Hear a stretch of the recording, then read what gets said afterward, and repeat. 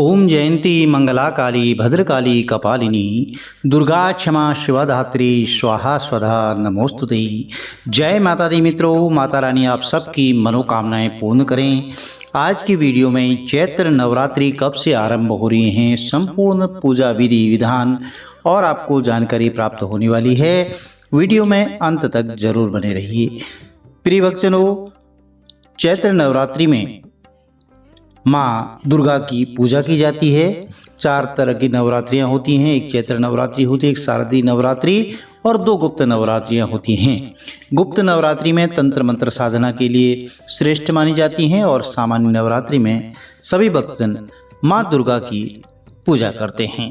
चैत्र नवरात्रि माँ दुर्गा की पूजा के लिए विशेष माना जाता है। इस साल चैत्र नवरात्रि 30 मार्च 2025 से रविवार से आरंभ होने जा रहे हैं और यह 6 अप्रैल 2025 तक रहेंगी।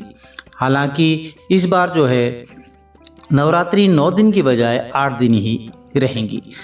आपको नवरात्रि पूजा विधि, कलश स्थापना, मुहूर्त और अन्य महत्वपूर्ण जानकारी मिलने वाली है। चैत्र नवरात्रि में विशेष रूप से माँ दुर्गा के 9 स्वरूपों की पूजा की जाती है। इस दौरान नवरात्रि व्रत करने से व्यक्ति की सभी मनोकामनाएं पूर्ण होती हैं, जीवन में सुख समृद्धि प्राप्त होती है। माँ दुर्गा की पूजा से न केवल मानसिक शांति की प्राप्ति होती है, बल्कि यह शारीरिक और आत्मिक शरीर को भी शुद्ध करती हैं।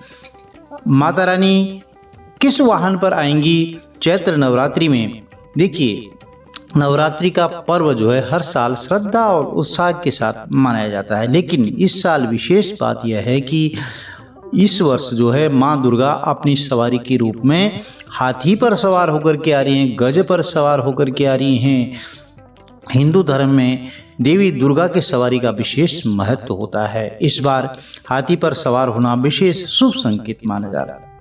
हाथी को भारतीय संस्कृति में शांति, स्फूर्ति और समृद्धि का प्रतीक माना जाता है। जब माँ दुर्गा गज पर सवार होती हैं तो अपने भक्तजनों के लिए जो है विशेष ध्यान रखती हैं। प्रिय भक्तजनों, नवरात्रि में आपको जो है पूजा विधि और साफ सफाई, स्वच्छता का विशेष ध्यान रखना है। सबसे पहले सही पूजा विधि जो है ब्रह्म मुहूर्त में उठ करके आप स्नान करें और उसके बाद पूजन स्थल की साफ सफाई, स्वच्छता करें। इससे शारीरिक शुद्धता भी बनी रहती है, बल्कि मानसिक शुद्धता भी मिलती है। पूजा स्थल पर आप गंगा जल का छिड़काव करें और इस स्थान को शुद्ध करने के साथ साथ आपकी घर के अंदर एक पॉजिटिव एनर्जी का संचार होता है। देवी माँ को लाल चुनरी, लाल पुष्प अर्पित करें। एक चौकी पर पहले आप आपके पास चौकी है, उस पर एक आसन विराजमान कर लीजिए। कपड़ा बिछा करके उस पर माँ दुर्गा के आपके पास जो भी विग्रह स्वरूप हैं उनकी स्थापना करें, पूजन करें। कई भक्तजन जो है ज्वारी भी इस दिन बुआई करते हैं, उगाते हैं, तो आप यह सप्तधान्य आदि रख सकते हैं। जिस तरह से आपसे पंचोपचार, षोडशोपचार है पूजन कर सकते हैं। और लाल रंग माँ देवी के लिए शक्ति का प्रतीक होता है। देवी माँ को लाल चुनरी अर्पित करें, यह बहुत ही शुभ माना जाता है। पूजा में चना है, खीर का प्रसाद अर्पित करें। माँ दुर्गा की कृपा प्राप्त करने के लिए विशेष रूप से लाभकारी माना जाता है। पूजा स्थल पर धूप बत्ती, देसी घी का दीप जलाएं और बहुत सारे भक्तजन अखंड दीप भी प्रज्वलित करते हैं और पूरे नवरात्रि में व्रत रखते हैं। इससे उनकी आत्मिक शरीर को जो है सुकून प्राप्त होता है और एक पॉजिटिव एनर्जी का संचार होता है। पूजा के दौरान दुर्गा सप्तशती का पाठ कर सकते हैं, दुर्गा चालीसा का पाठ कर सकते हैं। इनका पाठ करने से माँ दुर्गा की विशेष कृपा प्राप्त होती है, संकटों से मुक्ति मिलती है, भय का नाश होता है। पूजा के अंत में माँ दुर्गा से अपनी गलती के लिए क्षमा याचना करें, उनसे आशीर्वाद प्राप्त करें। चैत्र नवरात्रि कलश स्थापना का मुहूर्त जो है एक नवरात्रि के विशेष महत्वपूर्ण पूजा का हिस्सा होता है। इस दौरान विशेष मुहूर्त में कलश स्थापना करने से माँ दुर्गा की कृपा प्राप्त होती है। 2025 में कलश स्थापना के लिए पहला मुहूर्त रहेगा 30 मार्च को 2025 प्रातः 6:15 बजे से लेकर के आप 10 बजे तक, 10:15 बजे के आसपास जो है घट स्थापना कर सकते हैं। दूसरा, अगर इस समय में नहीं कर पाते हैं तो आप अभिजीत मुहूर्त में भी 30 मार्च को दोपहर में 12 बजे से लेकर के 12:50 के आसपास जो समय रहेगा, थोड़ा बहुत समय में अंतर हो सकता है आपके क्षेत्र में, सूर्योदय और सूर्यास्त के समय के अनुसार तो आप इस दौरान कर सकते हैं। इन मुहूर्त में कलश स्थापना करना विशिष्ट श्रेष्ठ माना जाता है। आप इन समय पे अपने घर में पूजा स्थल पर कलश स्थापित कर सकते हैं। देखिए, हम हर पूजा में कलश स्थापना करते हैं, नवग्रह इत्यादि देवी देवताओं का पूजन करते हैं, अपने कुछ इष्ट देवता, कुल देवता, पितरों का स्मरण करते हैं। नवरात्रि के व्रत और पूजा से शरीर और मन की शुद्धि होती है। माँ दुर्गा की पूजा करने से जीवन की सभी मनोकामनाएं पूर्ण होती हैं, दुख दर्द से मुक्ति मिलती है। नवरात्रि के दौरान व्रत और पूजा करने से समाज में आपकी प्रतिष्ठा और सम्मान बढ़ता है। माँ दुर्गा की पूजा से घर में सुख, समृद्धि, शांति का वास होता है।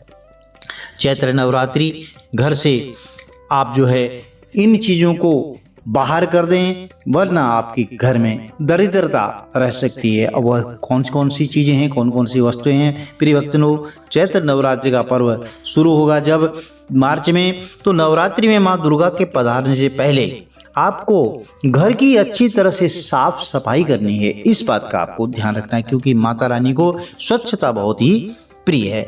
ऐसा कहते हैं कि साफ सफाई के बिना घर में देवी की उपासना का जो है शुभ फल प्राप्त नहीं हो पाता है।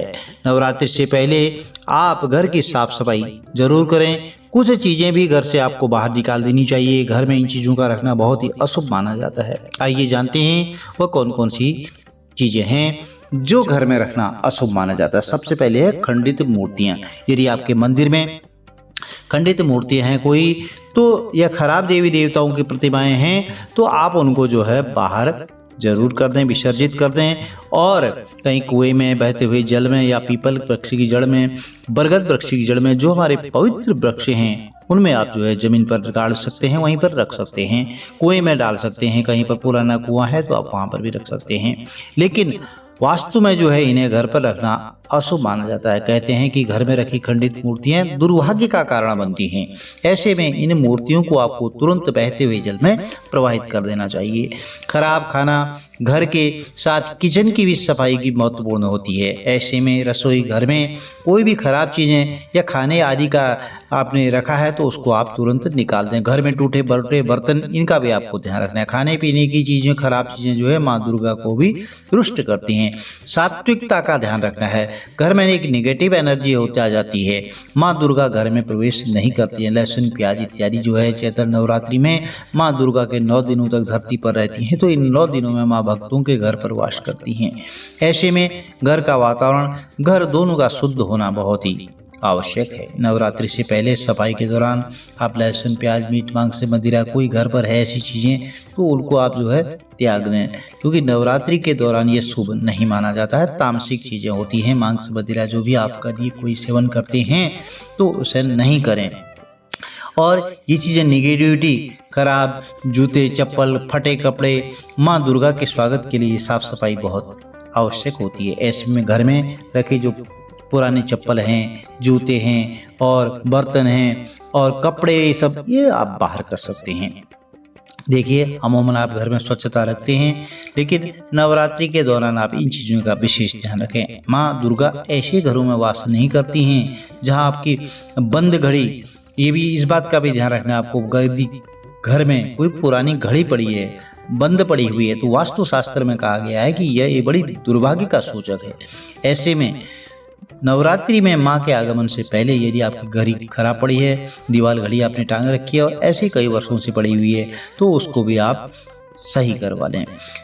और ऐसी चीजें व्यक्ति की तरक्की में देखिए बाधा तो उत्पन्न करती हैं, साथ ही साथ बुरा समय लाने में भी देर नहीं लगती है। तो इन छोटे छोटे नियमों के अनुसार आप नवरात्रि में उपवास करते हैं तो आपको यह फल जो है बहुत पुण्य फल मिलता है। अब जानते हैं कि देखिए, कोई भी व्रत करते हैं, कोई भी उपवास करते हैं, तपस्या करते हैं, तो वह नियम के बिना अधूरा है। इसलिए नियम पालन करना बहुत जरूरी होता है। कोई भी आप कार्य करते हैं, अपनी दिनचर्या में भी कार्य करते हैं, अपने ऑफिस में भी कार्य करते हैं, तो उसमें भी रूल और रेगुलेशन होते हैं। यदि आप इन नियमों को पालन करते हैं तो आपको जरूर सुख समृद्धि की प्राप्ति होती है।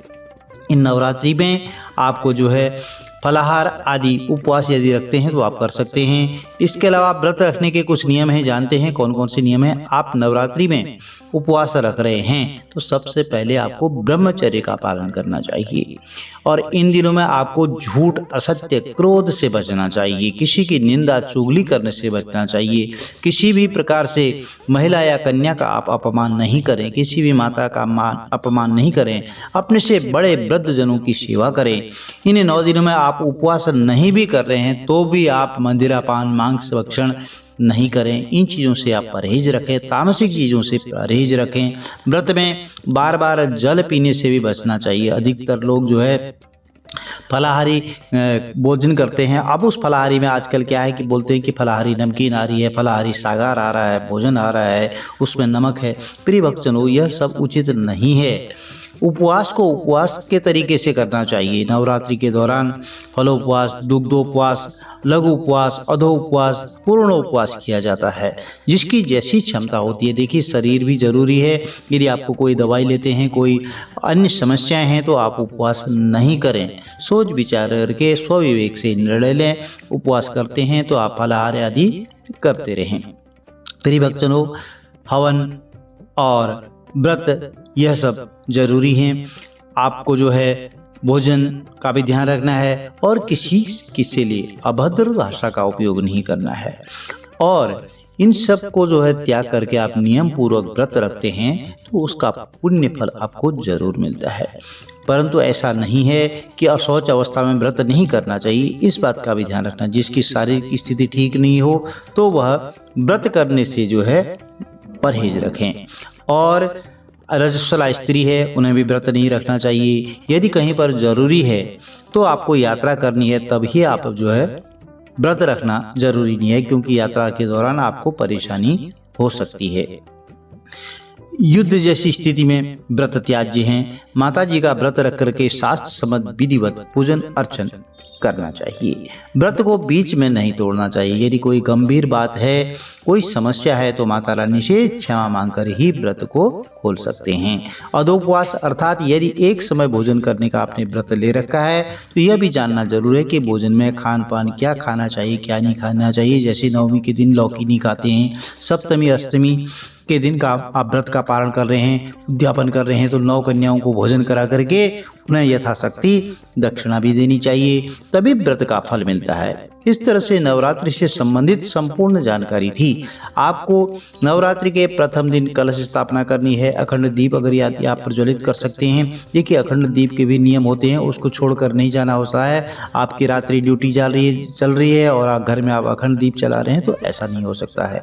तो इसलिए यदि आपके पास 24 घंटा वहीं आसपास ही घर पर रहने का समय है तो आप अखंड दीप प्रज्वलित करें, अन्यथा आप सामान्य दीप भी प्रज्वलित कर सकते हैं। सुबह शाम जैसे आपके पास समय बन पड़ता है। माँ दुर्गा सप्तशती का पाठ कर सकते हैं और नवरात्रि में हवन पूजन जरूर करें, कन्या पूजन करें और सभी को जो है सुख समृद्धि के लिए अपने बड़े बूढ़ों का, जहाँ पर आपके श्रृंखलानी लोग हैं या कोई वृद्धजन है, उनकी सेवा करें।